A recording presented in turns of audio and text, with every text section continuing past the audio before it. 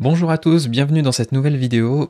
Hem, L'objectif ici, c'est de vous présenter, l'éditeur visuel, donc ce qui va vous permettre de mettre en forme votre site, à votre image, avec vos couleurs, vos visuels. Choisir en réalité, on a réalisé un système de blocs et donc vous allez choisir à chaque fois le type de bloc que vous voulez sur votre site, que ce soit sur la page d'accueil par exemple, vous allez voir, il y a un bloc FAQ, il y a, un bloc pour faire une bannière, il y a un bloc pour avoir un texte à gauche, une image à droite avec des boutons, etc. Et en fait, cet éditeur va vous permettre de piloter tout ça et de construire vous-même le site à votre image. Donc ça, c'est disponible sur les pages de contenu libres, donc les pages classiques, même comme les CGV, etc., ou les pages comme concept, c'est les pages de contenu libre que vous allez composer vous-même. C'est aussi disponible par exemple sur la page d'accueil. Dès lors que vous aurez ce bouton, vous pourrez, ça voudra dire que vous pouvez construire cette zone complètement à votre image. Donc on va faire un petit tour d'horizon des fonctionnalités qu'il propose. Alors moi je vous invite à bien regarder jusqu'à la fin de la vidéo pour bien comprendre tout ce que ça permet de faire. Ça vous aidera vraiment à prendre en main l'outil. En une quinzaine de minutes, vous allez avoir un aperçu rapide de toutes les fonctionnalités qu'il propose. Donc, pour vous le présenter, en fait, vous allez par exemple, là on va se concentrer sur la page d'accueil, et vous allez aller sur le détail de votre site, et on va cliquer ici donc sur modifier. Hop, on va cliquer sur modifier, et en descendant, on va trouver la section de la page d'accueil. Alors je vais revenir tout à l'heure sur cette section-là, mais dans un premier temps, on va passer ici, donc contenu de la page d'accueil, et vous voyez ce bouton avec éditeur visuel. Là, tout simplement, vous cliquez dessus, et ça lance l'éditeur avec la liste des blocs qui ont déjà été ajoutés sur cette page-là, et ici, sur cette partie, vous avez la prévisualisation de ce que ça donnera. Vous remarquerez qu'on a supprimé le pied de page et le menu de navigation, parce qu'ils ne font pas partie de la personnalisation à ce moment-là. Donc c'est pour ça que vous avez vraiment la version épurée de la page, avec uniquement les contenus qui ont déjà été ajoutés. Alors par défaut, vous pouvez arriver sur une page qui est complètement vide. Quand vous allez créer de toute façon une page de contenu, mais il n'y aura rien dedans, et ça sera à vous d'ajouter les différents blocs. Alors, là ici, vous pouvez vous amuser à redimensionner les éléments, c'est-à-dire que si vous arrivez que c'est comme ça par exemple, et que ça vous convient pas, vous pouvez complètement ajuster cette partie pour garder plus ou moins de place sur la prévisualisation en fonction de ce dont vous avez besoin. Moi, je vous recommande quand même de faire ça depuis un ordinateur, depuis un mobile. De toute façon, ça risque d'être extrêmement compliqué. Et aussi de désactiver les bloqueurs de pub. Si vous en avez, ça pourrait ne pas fonctionner. Donc désactivez-les sur cette section si vous en avez. Donc, sur cette partie blocs prévus, je vous montre très rapidement, ici ça c'est la liste des blocs qui ont déjà été ajoutés. Par contre, si on veut en ajouter un, tout simplement on va cliquer ici sur ajouter un bloc. Et donc là vous avez le catalogue de tous les types de blocs qu'on a créés, qui va grandir, qu'on a créés et qui sont disponibles, que vous pouvez vous amuser tout simplement à faire en forme de glisser-déposer. Alors je vais vous montrer comme ça rapidement, mais bon, vous voyez un petit peu le principe. Là si je lâchais, en fait, tout simplement ça l'aurait déposé. Et il l'a fait d'ailleurs. Donc là par exemple, moi ici, je vais pouvoir supprimer ce bloc, et surtout, quelques petits éléments quand même à avoir en tête, c'est-à-dire que ici, là, si je clique sur fermer, l'éditeur visuel va effectivement se fermer, mais par contre, si j'ai fait des modifications entre-temps, elles ne sont pas enregistrées. Pour l'instant, à ce stade, de toute façon, il ne s'est rien passé. On a éventuellement fait des petites modifications, mais de toute façon, si vous fermez, pour l'instant, ce n'est pas sauvegardé. Si vous voulez véritablement enregistrer le contenu et valider vos modifications, il faut fermer l'éditeur visuel et cliquer sur enregistrer et continuer.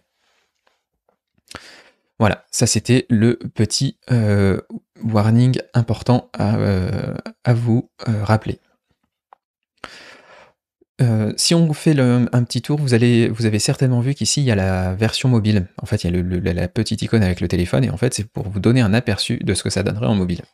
Alors là, vous voyez que l'image par exemple a changé parce que c'est une version de démonstration et du coup tout le monde l'utilise, et en fait en version mobile, vous avez la possibilité d'ajouter des images qui sont différentes. Je vais vous montrer ça tout à l'heure, mais c'est une manière de dire, voilà, vous êtes en format desktop, en format ordinateur, et vous avez un format d'image qui est en mode paysage, seulement sur les mobiles, forcément on a du portrait. Donc généralement en fait c'est pas extrêmement pratique d'avoir une image qui correspond aux deux, et donc c'est pour ça que vous avez la possibilité de tout simplement de changer l'image quand on arrive sur un, comment dire, sur un téléphone plutôt que sur un ordinateur. Alors, ce que vous pouvez faire ici, là, si vous remarquez, il y a toujours des petits points là sur les côtés, à côté des blocs qui ont été ajoutés. Et en fait, vous allez pouvoir, par exemple, vous amuser à dire, voilà, moi je voudrais que cette section FAQ, je veux qu'elle passe en premier. Voilà. Et en fait, à chaque fois que vous voyez ces points-là, ça veut dire que vous pouvez faire du glisser-déposer. Ensuite, au-delà de ça, vous avez aussi la possibilité de copier des blocs. Je vais vous montrer, par exemple, ici, je vais fermer cet éditeur, donc ça veut dire que je perds les modifications. On va aller modifier une page, par exemple, concept, s'il y en a une. Hop. Est-ce qu'elle est prête? Hop, on va la modifier. Je lance l'éditeur visuel, et par exemple, voilà, ce bloc, il me plaît.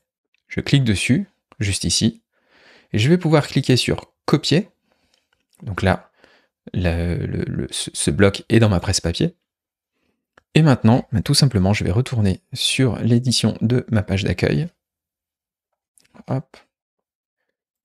Et ici, une fois que l'éditeur est lancé, je peux faire CTRL-V, donc pour coller, et automatiquement, ce bloc est disponible. Donc ça, vous l'avez par bloc si vous le souhaitez, mais vous pouvez faire exactement la même manipulation, hop, juste avec ce bouton-là aussi. C'est-à-dire que vous pouvez copier l'intégralité de la page. Donc par exemple, si je retournais sur la page concept, je copie l'intégralité de la page, parce qu'il y a 80% des éléments, par exemple, qui me conviennent pour faire la page que je suis en train de construire. Je vais sur la page concept, celle sur laquelle j'étais tout à l'heure, je retourne sur ma page d'accueil, et là, de la même manière, j'ai fait un copier, je peux refaire le coller, l'intégralité des blocs va se coller. Ensuite, je vais vous montrer un petit peu l'arborescence qu'il y a sur ces éléments-là. En fait, vous retrouvez toujours une petite flèche, juste ici. Bon, et forcément, si vous voulez supprimer le bloc, ça vous l'avez compris, il y a la petite croix pour supprimer tout simplement.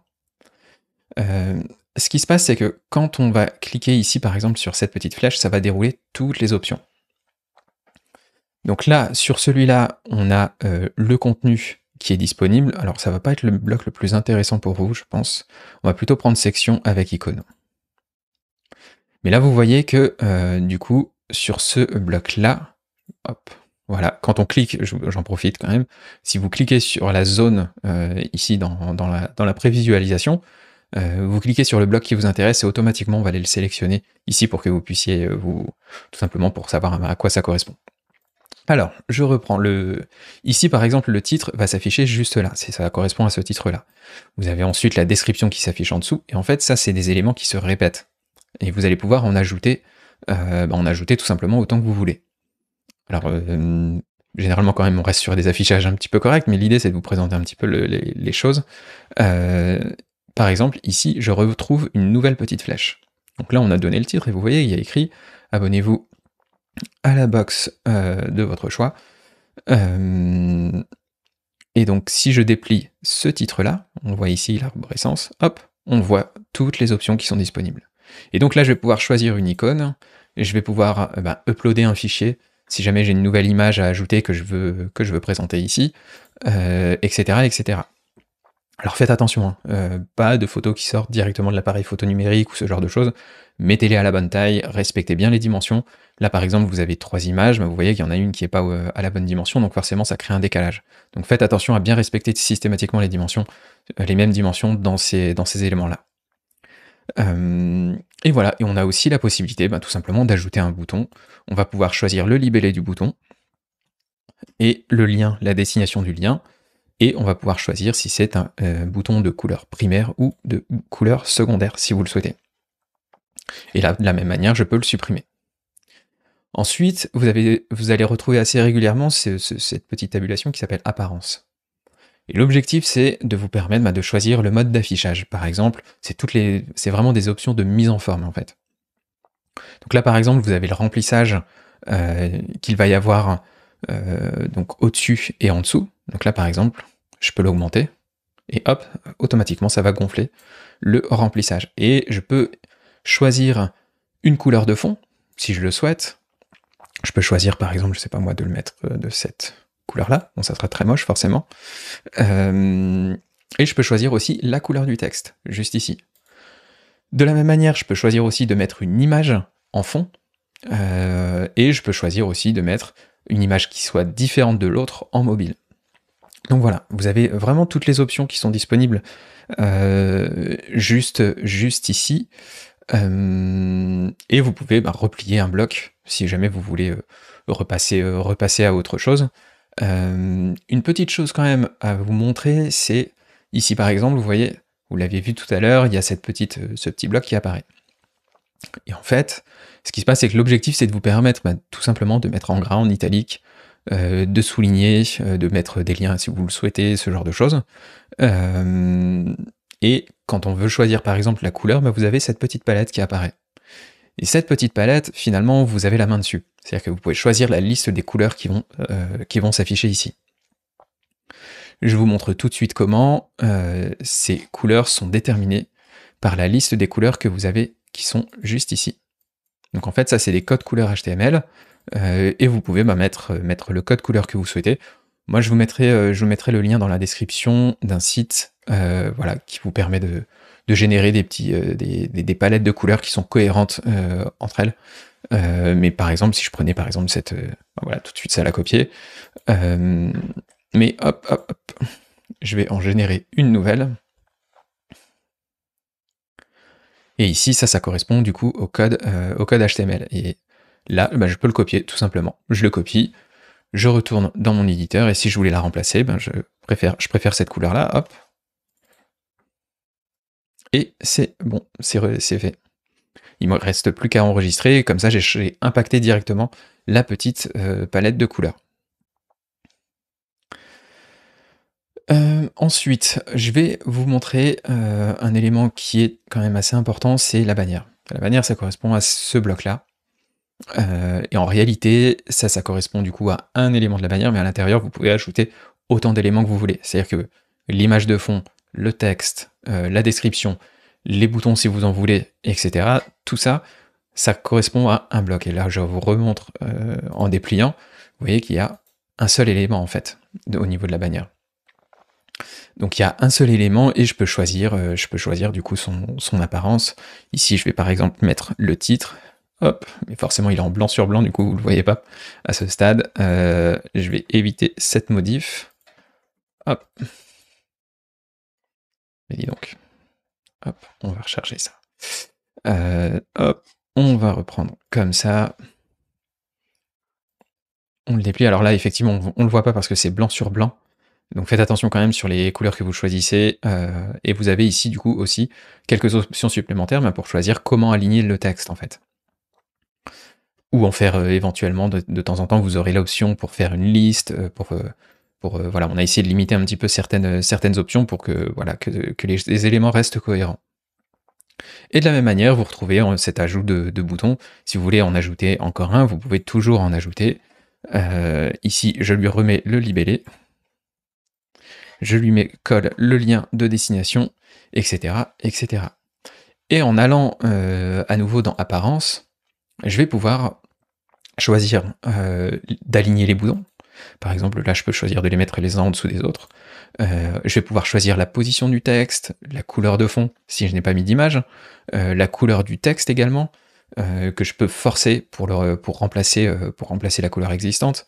Et de la même manière, vous retrouvez le remplissage dont je vous parlais tout à l'heure, et les différentes options. Donc pour les positions, la répétition par exemple de l'image, si vous avez une petite image, vous avez peut-être un petit bout d'image que vous voulez voir comme pour faire une texture sur le fond de votre bannière, vous voulez que ça peut-être que l'image se répète dans un sens mais pas dans l'autre.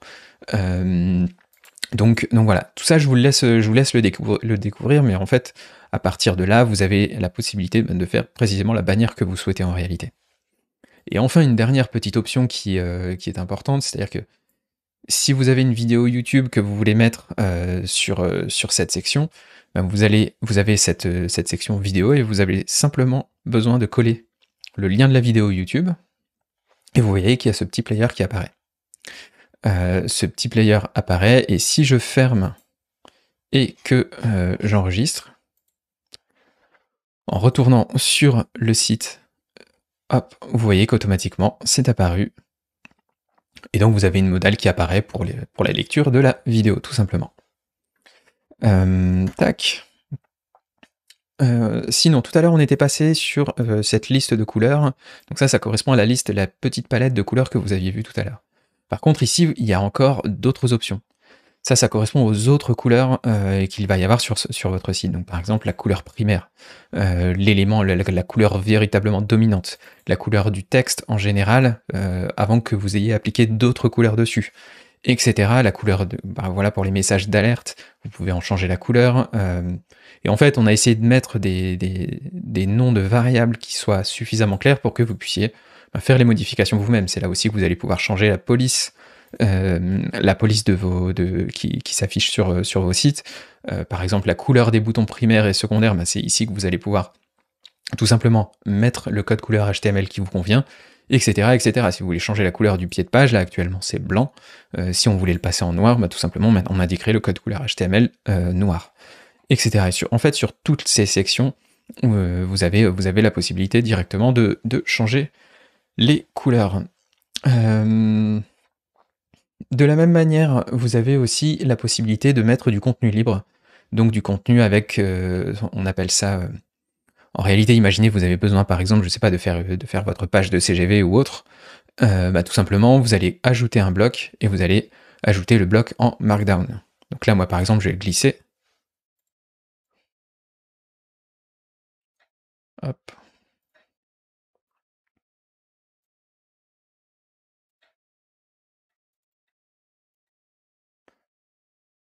Décidément.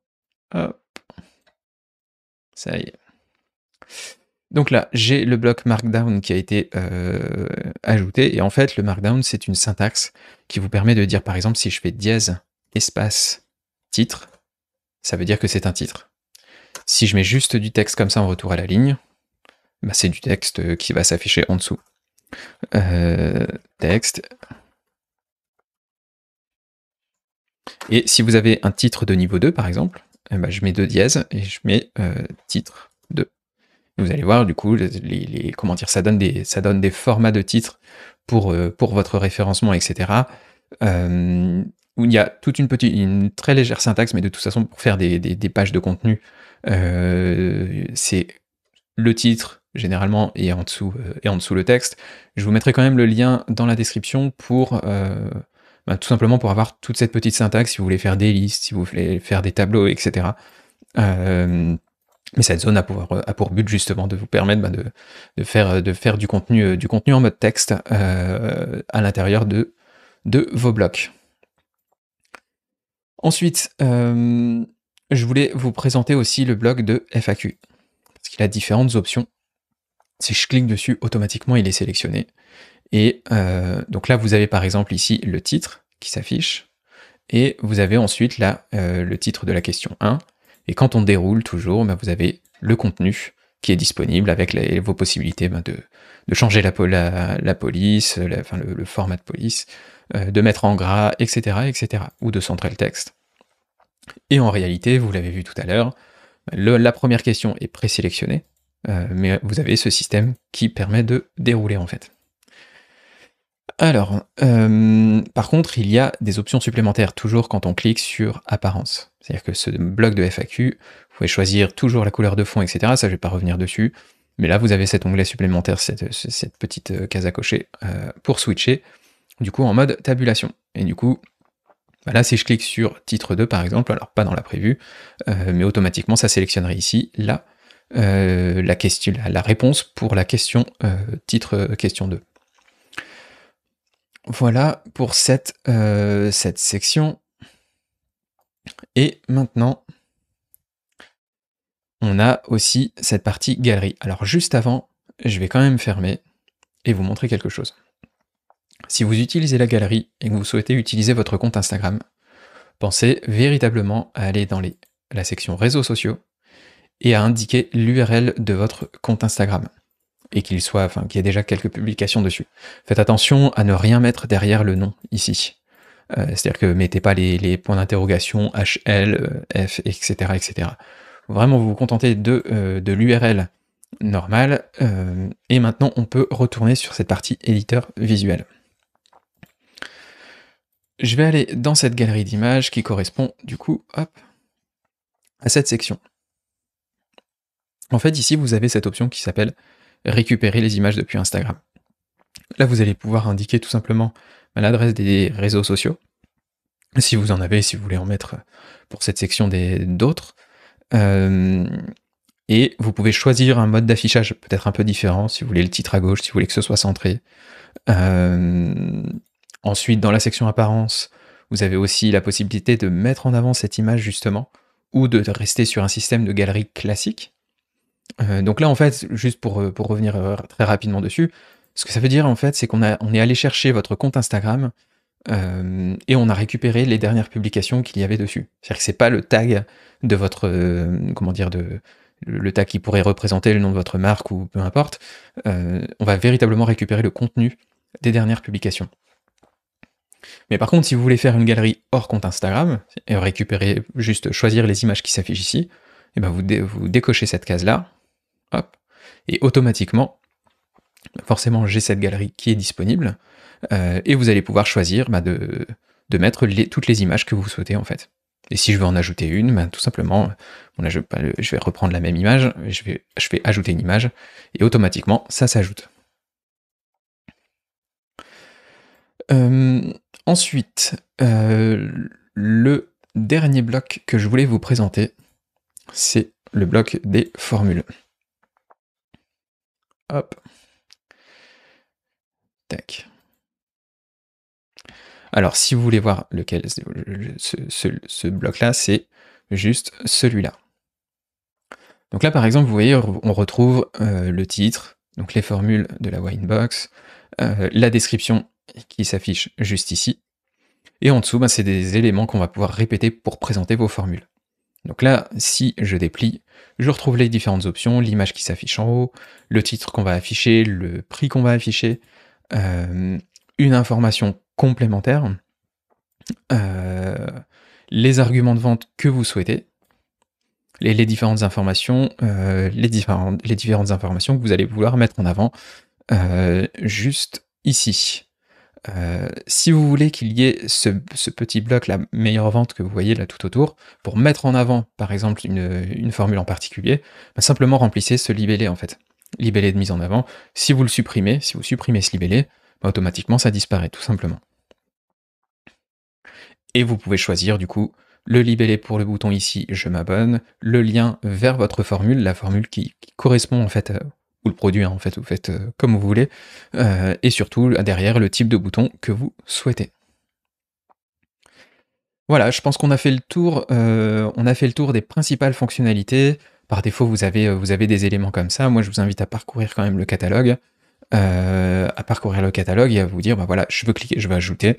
Bah, je vais prendre, je sais pas moi, peut-être celui-là, je vais glisser, déposer, et puis on verra, essayer d'utiliser les différents éléments. N'hésitez pas, vous pouvez aussi vous connecter sur la démonstration, une fois que votre site est en production, enfin que vous avez créé votre site avec Boxraiser. Si jamais il y a un bloc qui vous plaît sur la démonstration, pensez à cette astuce de copier-coller, ça vous fera très probablement gagner du temps.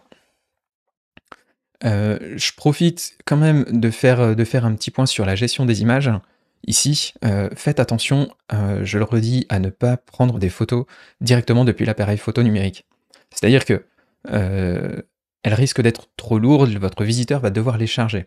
Au moment où vous ajoutez des fichiers dans la galerie, on ne vous met pas de limite. On ne vous met pas de limite parce que de temps en temps, par exemple, vous avez besoin d'ajouter un PDF dans la galerie, d'ajouter une image qui va véritablement être lourde, mais c'est quelque chose qui fait partie de votre prestation, enfin peu importe. Donc on ne peut pas contrôler. Par contre, dites-vous que quand vous faites ça, vos visiteurs vont les télécharger ces images. Donc vous risquez d'avoir un site qui est lent. Donc pensez à bien optimiser vos images, à respecter des formats qui sont systématiquement différents. Et par exemple, si je reprends l'exemple de cette section, ici par exemple ça va être du PNG sur fond transparent, mais faites attention à ce que le carré de votre image, donc même la partie avec le fond transparent, respecte toujours la même taille, toujours la même dimension. Ça vous permet d'avoir quelque chose qui est complètement aligné. Si vous voulez un outil en ligne pour faire ce genre de modification et que vous voulez pas utiliser Photoshop ou autre, il existe Photopea. Mais voilà, je voulais vraiment vous mettre en alerte sur le fait que, bah, voilà, même cette image-là, bah, faut qu'elle soit à la bonne dimension, tout simplement. On prend pas une photo qui serait gigantesque, qui ferait 5 fois cette taille-là, par exemple, et l'ajouter directement. Sinon, le visiteur va le charger, et ça va être une page qui va être potentiellement très lourde à télécharger. Voilà, c'est tout pour cette présentation, je vous dis à bientôt pour une prochaine vidéo.